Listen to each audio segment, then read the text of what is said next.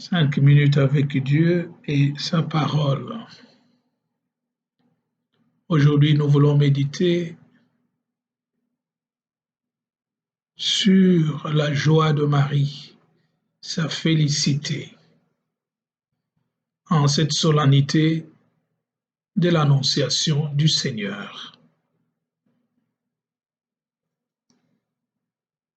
Voici que la Vierge est enceinte, elle enfantera un fils qu'elle appellera Emmanuel, car Dieu est avec nous.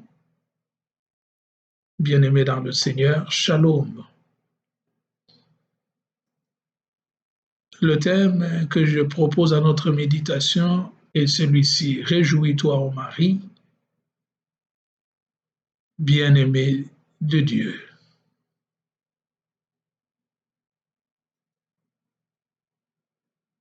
Nous célébrons dans la joie la solennité de l'Annonciation du Seigneur, Annonciation faite à Marie par l'archange Gabriel.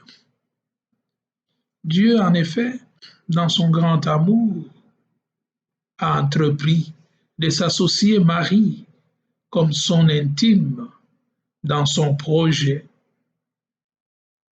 du mystère de l'incarnation-rédemption de son Fils. Par Marie, donc, Dieu s'est fait homme pour nous faire comprendre le mystère de son insondable amour. En elle, Jésus devient Emmanuel, Dieu avec nous. Dieu s'est fait homme pour nous, afin que nous devenions des dieux. C'est l'accomplissement des promesses de Dieu à son peuple depuis les temps immémoriaux. Avec la venue du Christ, nous pouvons dire Hurrah, parce que fini la souffrance, la tristesse, la misère, les pleurs, les deuils, les lamentations, parce que Dieu lui-même vient nous sauver. C'est cet appel que Dieu nous adresse en cette fête de l'Annonciation, l'appel à raviver notre espérance en ce Dieu libérateur, en ce Dieu qui entreprend de venir au milieu de nous et de vivre avec nous pour nous conduire sur le chemin d'éternité. Célébrer alors, dans ces circonstances, cette solennité de l'Annonciation du Seigneur signifie pour nous oser lever la tête pour accueillir la joie du salut que Dieu nous propose en son Fils bien-aimé. C'est pourquoi, en ces temps de grande morosité, nous devons raviver l'espérance en ces dieux qui ne nous abandonnent pas, parce qu'il a dit qu'il demeure au milieu de nous. Voici que je serai avec vous tous les jours jusqu'à la fin des temps, nous dit le Christ dans Matthieu 28, 20.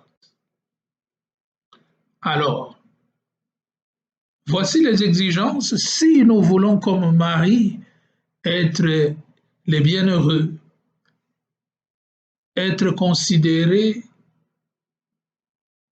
comme les bien-aimés du Seigneur. Voici les exigences. La première exigence, pour être fait participant de la gloire de Dieu, il faut que nous soyons d'abord l'objet du choix divin. Comme nous dit lui-même le Seigneur Jésus dans Jean 15, 16, ce n'est pas vous qui m'avez choisi, c'est moi qui vous ai choisi et établi, afin que vous alliez, que vous portiez du fruit et que votre fruit demeure. Donc, on ne se choisit pas, on est l'objet d'un choix. La seconde exigence pour trouver grâce aux yeux du Seigneur, c'est de nous efforcer de jour en jour à devenir l'associé de Dieu. Comme Marie l'a dit, je suis la servante du Seigneur, qu'il me soit fait selon ta parole. Dans Luc 1, 37, C'est-à-dire que nous devons nous disposer et nous rendre disponibles à Dieu pour qu'il agisse au travers de nous. La troisième exigence, il ne suffit pas de nous disposer, mais encore, il faut que nous fassions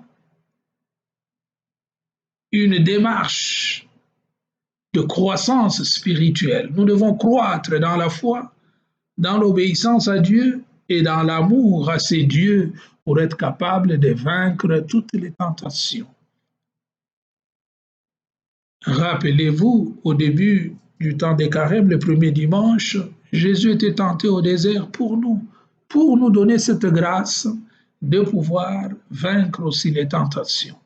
Mais cela suppose d'abord un cheminement, une croissance spirituelle qui nous permettra d'être remplis puissamment et abondamment de la grâce du Seigneur, afin qu'il soit possible pour nous de vaincre les différentes tentations qui se présenteront tout au long de notre cursus. La quatrième exigence, nous devons nous disposer non seulement à croître dans la connaissance de Dieu, dans son amour et dans sa fidélité, mais aussi à devenir la demeure de Dieu, le tabernacle de Dieu, pour donner Jésus au monde, pour l'enfanter comme Marie l'a enfanté. Ce monde assoiffé et affamé, ce monde a besoin d'accueillir Jésus. Mais c'est nous qui devons d'abord le porter en nous, en notre sein, pour le donner aux hommes. Parce que ce à quoi nous avons goûté, nous devons aussi être capables de faire goûter aux autres. Comme nous dit le livre de Tobie 12:7, les secrets du roi sont faits pour être gardés, mais les merveilles du Seigneur, au contraire, sont faites pour être proclamées. Tobie 12:7.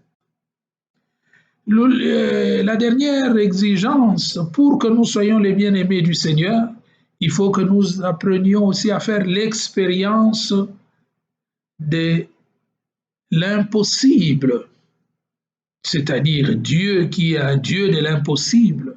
Marie se rend compte qu'il est un Dieu de l'impossible, comme Élisabeth, comme Zacharie. Et il ne suffit pas que nous en fassions l'expérience, mais encore il faut le témoigner à tous. Marie va dire, oui, le Seigneur a fait pour moi de grandes choses, c'est pourquoi, de génération en génération, les gens me proclameront bienheureuse. Donc, faire l'expérience de Dieu doit nous pousser à pouvoir l'annoncer à tous, à temps et à contre-temps, pour que ce Dieu soit plus aimé, plus connu, plus adoré et plus glorifié. Demandons donc cette grâce, et alors le Dieu de la paix sera avec nous, et sa venue au milieu de nous sera un signe inéluctable de notre guérison et de notre salut. Aide-nous, Marie, toi qui possèdes l'amour de Dieu et qui possède aussi sa faveur de toujours à toujours. Aide-nous à être remplis de grâce pour que nous puissions être bénéficiaires du salut qu'il nous propose en son Fils bien-aimé. Amen. Faisons alors notre invocation quotidienne.